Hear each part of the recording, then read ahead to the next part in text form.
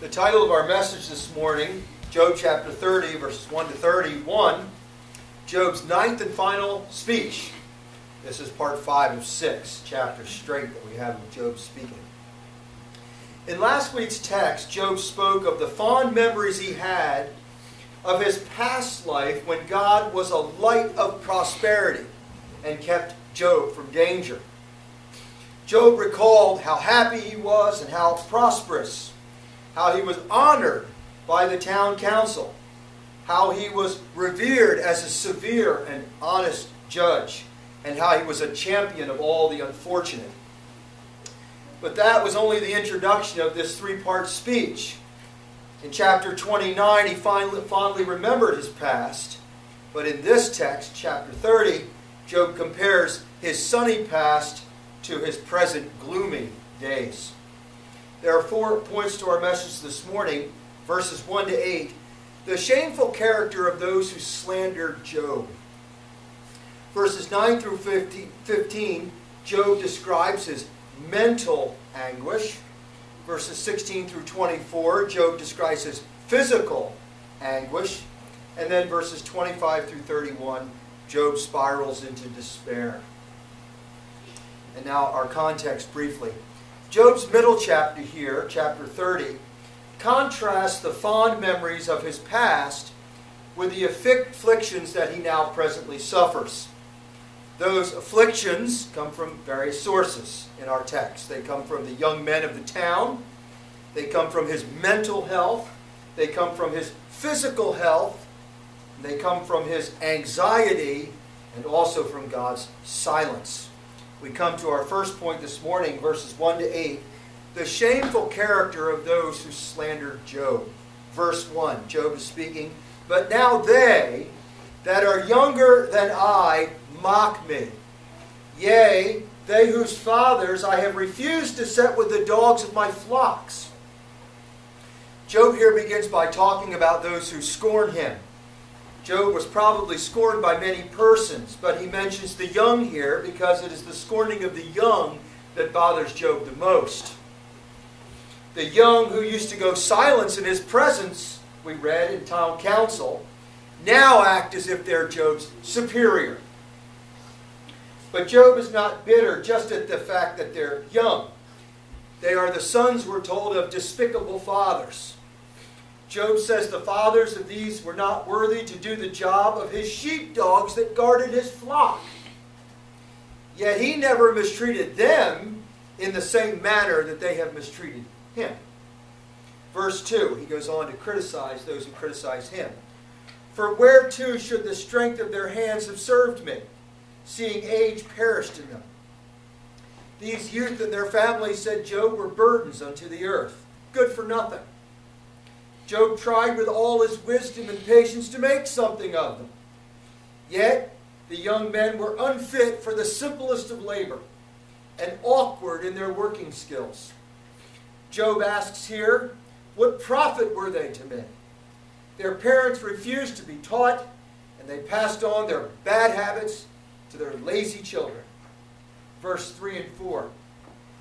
"For poverty and famine they were solitary, fleeing into the wilderness, which is dark, desolate, and waste. They cut up nettles by the bushes, and the juniper roots was their meat. The parents and children were near to starvation, because they refused to work. They were too proud to beg. If they were willing to work, they may have received charity. But because they were slothful and wasteful, nobody was willing to relieve them of their hunger. They were forced to leave, as we see in this verse, and flee into the desert, there for shelter and food.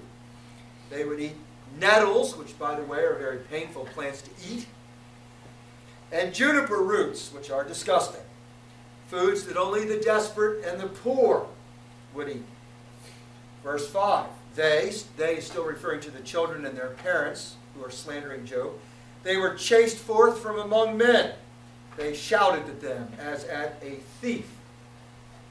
They were such lying, thieving, troublesome people that the town leaders would drive them from the country. And the townspeople would participate in this expulsion by shouting at them, calling them a thief while they were leaving. Verses 6 and 7. Therefore they, the fathers and their children, dwelled in the clefts of rivers, and the holes of the earth, and rocks. They roared among the bushes, and under the thistles they gathered themselves. Here we see the misery that the lazy and the unteachable bring upon themselves. They're driven from town and forced to live a miserable existence in caves. They're scraped and scratched by the bushes and thistles that are scattered throughout the inhabitable terrain in which they must live. Verse 8.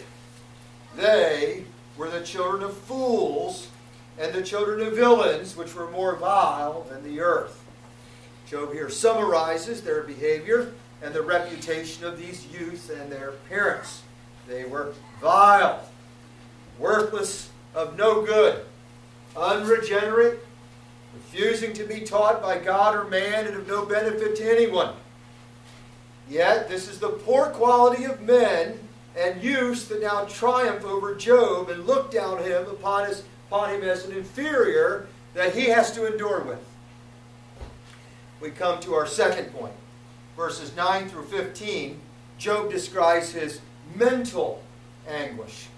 Verses 9 and 10, and now am I their song, I am their talk.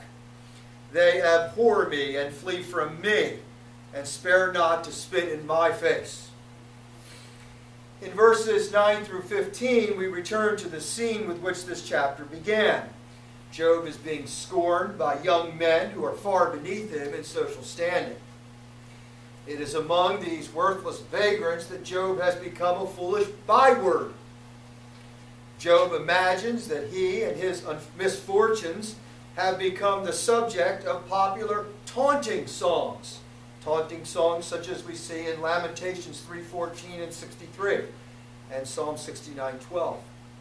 Job is claiming that the young men in his community have been composing lyrics that make fun of him and dishonor him, turning them into a song. They've written song ballads about him. The text says, now am I their song. They fill their days entertaining themselves by gossiping. The text says, I'm their talk. And by insulting him and by lampooning him.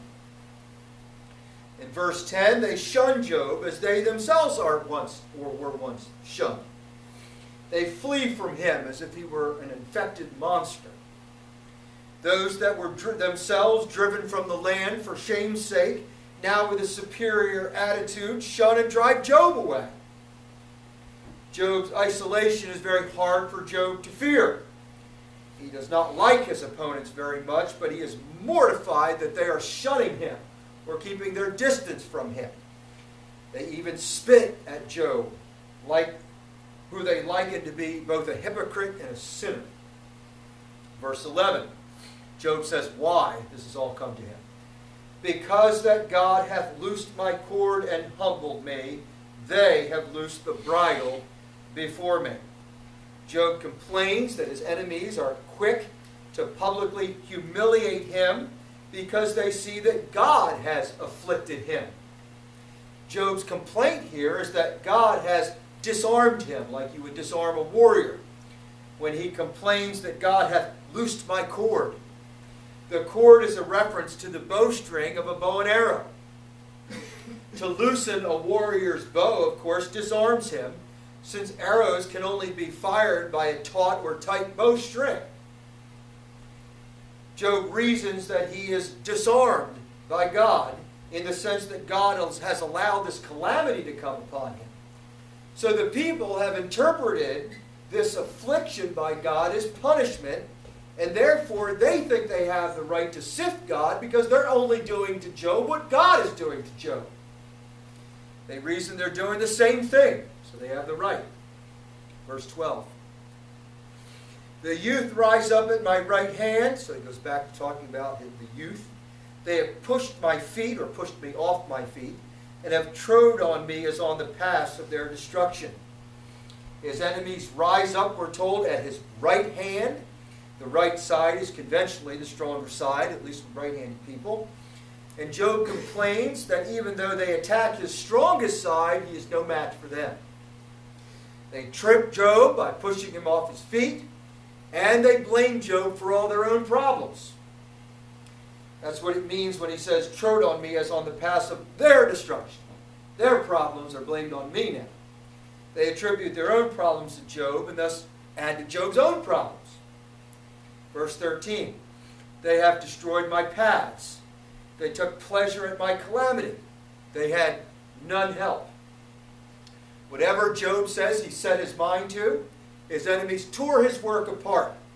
That's what it says. They have destroyed my paths. That word destroyed means marred my paths. Whatever defenses Job makes against the charges of being a sinner or a hypocrite, his opponents tear his arguments down. That's what it means by destroying his paths. They deliberately misrepresent his arguments. Although they gain nothing by his calamity, they rejoice in it just the same. For what sick purpose? They added to his miseries whenever possible, with nobody to protect or to defend Job. He had no one to help. Verse 14, they came as a great breach of waters, and under this calamity they came on heaps. Job here pictures himself as a dam that attempts to hold back the waters. When Job was honored by God and full of strength, he could not only hold back the wicked, he prevailed against them. They feared him. But now God has stripped him of his defenses. He has caused a breach in Job, as if Job was a dam with a leak in it. So now the wicked take full advantages of his weakness, like water takes advantage of the weakness of a part of a dam. As the dam is soon overrun with water once it breaks, so also the defenseless Job is covered with the cruel wit of the wicked. Verse 15, fear is turned upon me, and they pursue my soul as the wind, and mine health passed away as a cloud. This word fear is more like anxiety, worry, self-pity, bitterness. Here Job, for the first time, speaks of the psychological effects of his shaming by his critics and detractors. It is an assault that goes beyond just regret or just disappointment. It goes beyond the concept of bitterness. It has resulted in the worst of all, which is anxiety. Always, forever being pummeled by fear and worry. Here called fear. This fear or anxiety pursued Job like a monster. And it appeared wherever he looked. If he looked in his past, he remembered the bitter loss of his children. If he looks to the future, he pictures himself in the darkness, isolation of Sheol. If he defends his cause and turns to his friends, in the present they call him a hypocrite and a sinner. And if he looks within, he sees only his wounded spirit. He's surrounded by it. If he looked to his outward appearance, he saw his health passing away as a cloud. He has nowhere to turn. He's without hope. We come to our third point. Verses 16 through 24. Job describes now his physical anguish. The last one was his mental, now his physical anguish. Verses 16 and 17. Therefore my soul is now poured out upon me, and the days of affliction have taken hold on me. It pierceth my bones in the night, and my sinews or joints take no rest. This section here includes a new movement in Job's contrast between his present and former state. In the previous movement that we just looked at, verses 1 to 15, he's concentrated on the external dimensions of his suffering. His loss of honor in society. Job has told us what caused his inward anxiety. Now he will inform the reader of the physical side effects of his inward suffering. We know in many cases inward suffering can result in external suffering, as it did with Job. Job speaks of the harm his anxiety has now done to his soul, his bones, his joints, and his appearance. Job begins by speaking of the harmful effects of his anxiety upon his soul. For Job's soul or life to be poured out, as the text says, means that he has felt his vitality or all his life's energy necessary for living running out of him like water from a pitcher. Job's days are filled with trouble. He says, the days of affliction have taken hold on me, and his nights are filled with pain. Job's afflictions are like stabbing pains from a sword right into the bones, and his joints keep him from sleep. Verse 18 and 19, we have a metaphor here of a bully. For the great vehemency is my garment changed, which compassed me about as the collar of my coat. He hath cast me into the mire, and I am become like ashes and dust. Job likens his affliction to the actions of a bully. His afflictions are like one who has, with a great force or vehemency, grabbed Job by the collar of his coat, and then, having grabbed him by the collar of his throat, thrust Job into the air. He is thrown, of course, metaphorically into a mud puddle. He says he's been cast into the mire. Job and his honor are as one thrown to the ground by a mighty force. Verses 20 to 22. When I cry unto thee, thou dost not hear me, neither regardest me when I stand up. Thou turnest thyself cruelly against me, and art enemy unto me with the strength of thine hand. Thou takest me up and causest me to ride upon the wind, and makest my strength to fail. Here Job is now speaking directly to God. All he wants is to be recognized by God. For good or for bad, any word from God for Job would now suffice. Of course, Job is unaware that God's wager with the devil involved no outward interference from God until the period of trial was over. But Job doesn't know that. When Job describes his posture here, he says, when I stand up. This phrase, when I stand up, is a common phrase which almost always refers to prayer, as it does in 1 Samuel 1:26, Kings 8:22, Jeremiah 15:1. And so even Job's prayers go unanswered. God has changed his direction towards Job, in verse 21, and become a cruel and silent deity. So much so that Job describes God's demeanor as that of an enemy.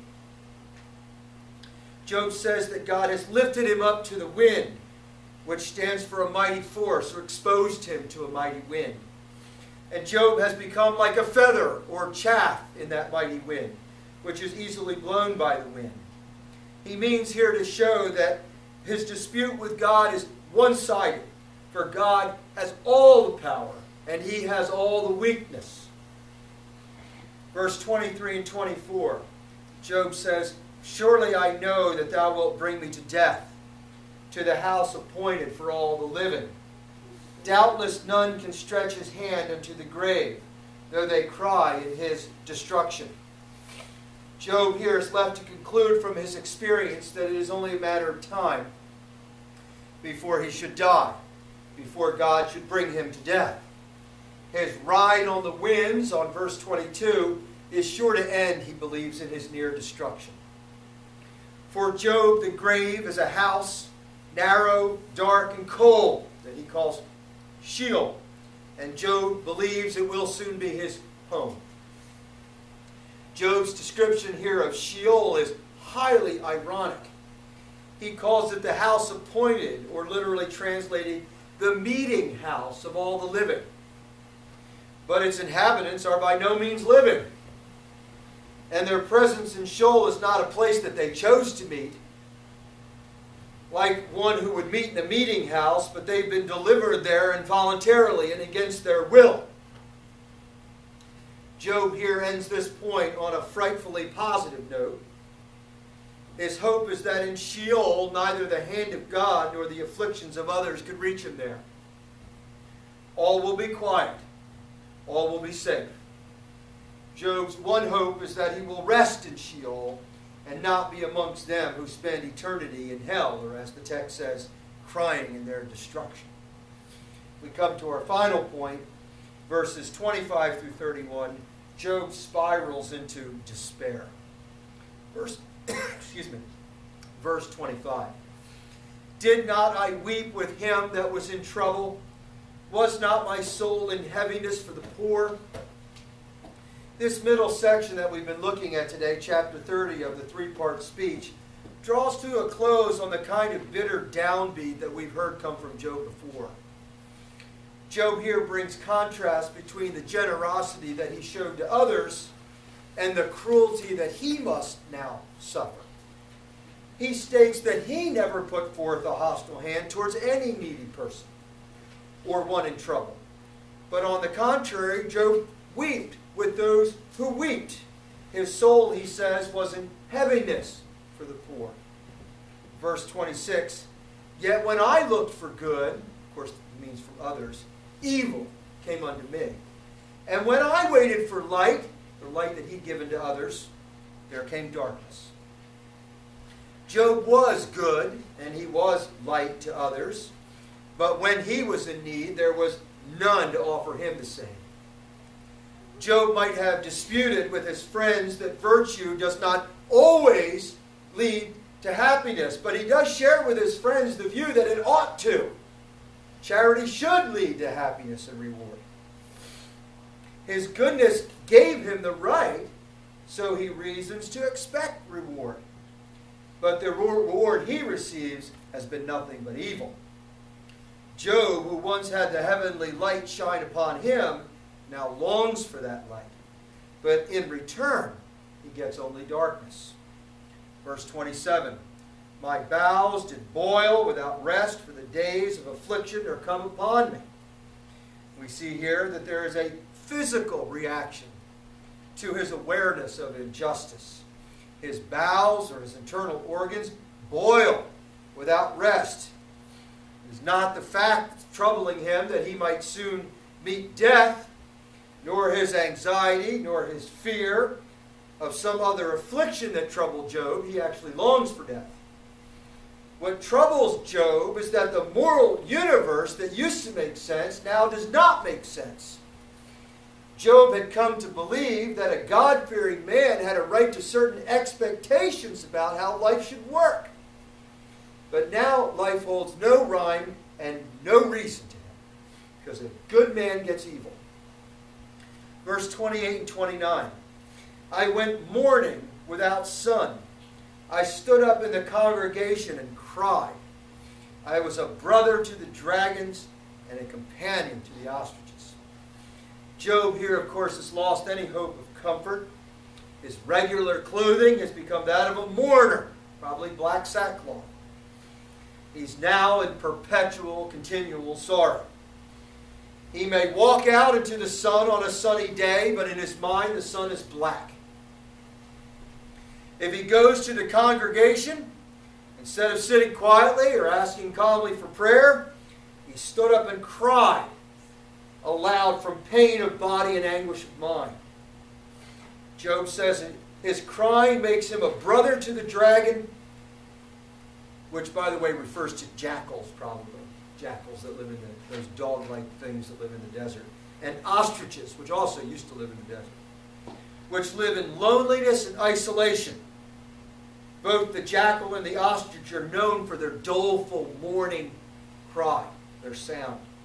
The jackal's their cry sounds like a crying infant, and the ostrich makes a hissing moan as if it were in agony, as it says in Micah 1:8. And Job says that his cry has become like the jackal and the ostrich. Verse 30 and 31. My skin is black upon me, my bones are burnt with heat. Therefore mine heart is turned to mourning, and my organs into the voice of them that weep. Many medical persons have speculated what might have turned Job's skin black. Some have argued certain forms of leprosy. Others have argued a jaundice. There are many causes of the sensation of burning bones, which he also mentions, which include everything from rheumatoid arthritis to pseudogout. But the causes of Job's temporary suffering are insignificant. You know, these sufferings will end very shortly. But we, the reader, understand from this that it's the devil, and that the devil continues to try to drive Job to despair by means of physical and mental attacks. These attacks, we know, must continue and will continue from the devil until either Job formally rejects God as his faithful and loving Father, or God brings the contest to an end. Until then, Job's going to keep having these things done to him by the devil. Job finally concludes by saying that his harp, which is generally an instrument of joy, in which we play songs of peace and happy songs, now exists only for Job in which to play a lowly dirge. A dirge is like a funeral song. His organs, or his voice, which once sung songs of praise and joy, are now used only for weeping. Our summary of our text this morning. In the first part of his speech, Job painted a sunny picture of his former life. But that sunny picture here in chapter 30 has become a picture of darkness. In Job's new world, he is a man of former honor, now reviled by the young and by his inferiors, verse 1. His opponents assault him like an enemy, verses 2 through 12. The worst of it is, God himself has authorized their insults by allowing him to appear as a hypocrite. God has slackened Job's cord, or disarmed him, so that people feel they have the right to be cruel. Verse 21. Job feels as one picked up and thrown in the mud, verses 18 and 19, and his energy has been poured out like water, verse 16.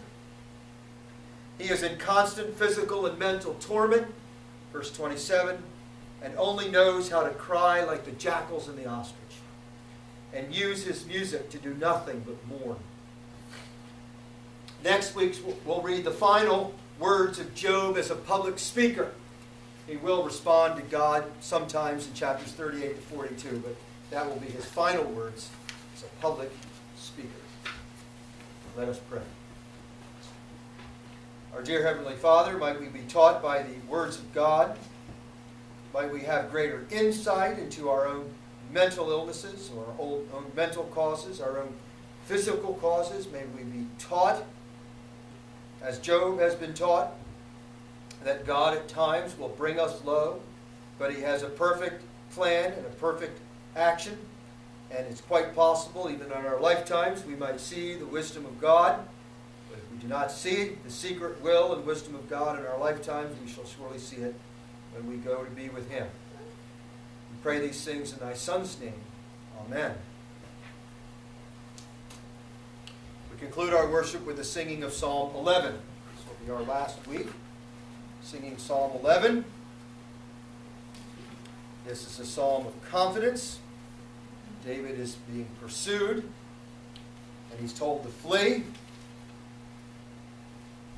He's been promised the kingdom as king, so he doesn't want to flee. He also doesn't want to leave the place of public worship.